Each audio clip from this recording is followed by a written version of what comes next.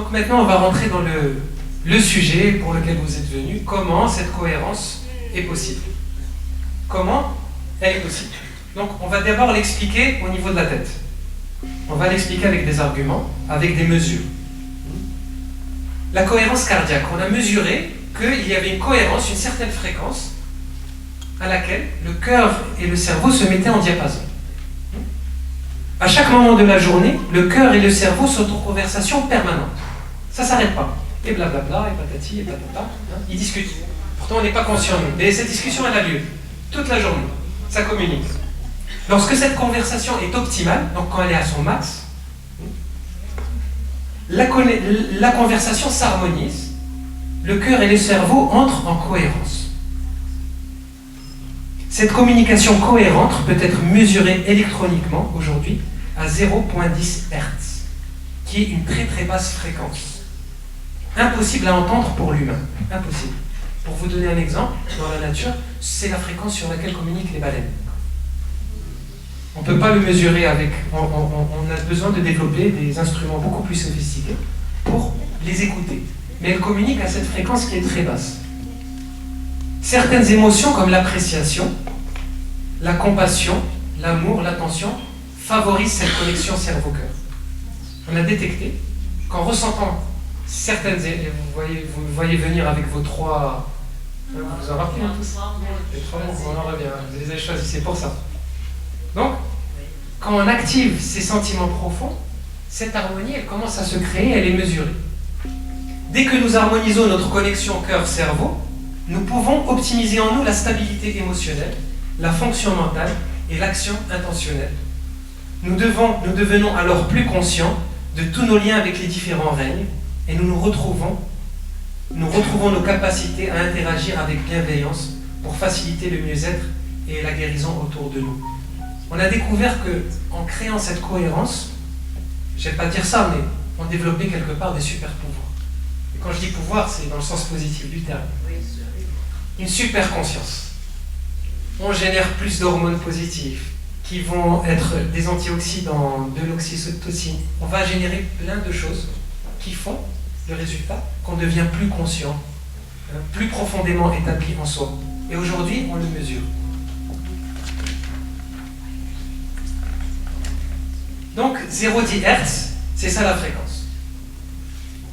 Et aussi pour revenir aux baleines, pourquoi est-ce que les baleines s'échouent? Vous savez pourquoi? Non. Parce que les sous-marins utilisent la même fréquence.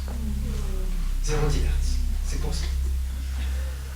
Et c'est le signal aujourd'hui qui a été découvert, confirmé par HeartMath. Pour ceux que ça intéresse, je peux vous envoyer un livre, une étude complète juste sur cette fréquence, avec les mesures et comment ils sont arrivés à cette conclusion. Et la conclusion, c'est quoi? Si vous pouvez créer un sentiment, une émotion à 0,10 Hz, donc de fréquence, dans votre cœur, ce sentiment harmonisera la communication entre votre cerveau et votre cœur. Il faut la créer. Donc la technique qui nous a été, et c'est la technique que je vais vous proposer ici, cette technique elle a été développée pas par des gourous, pas par des yogis, elle a été développée par un laboratoire qui s'appelle HeartMath.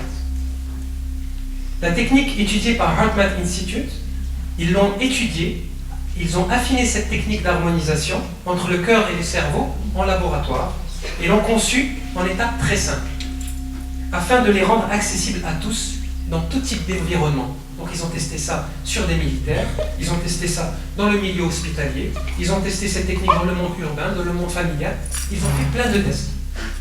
Et ils sont arrivés à la même conclusion avec la même technique. Pour créer, être conscient de ce langage. Il est là. Donc, et ça revient un peu à notre méditation du départ. On va essayer ensemble, d'accord, cette technique. Et c'est la beauté dans cette technique, maintenant que, je ne sais pas si vous êtes tous un peu convaincus ou conscients de cette relation. Hein, je ne sais pas, quelqu'un est... Tout le monde? D'ailleurs, vous savez, dans quelque part, c'est, je pense, là je sors un peu de ma conférence, c'est le grand dilemme de l'humanité, depuis toujours. C'est de trouver cette harmonie dans sa verticalité, entre le cerveau et le cœur. Entre la raison, le cœur et la raison. C'est en permanence, on cherche. Et c'est une quête qui a toujours été au centre de nos préoccupations dans toute l'histoire de l'humanité.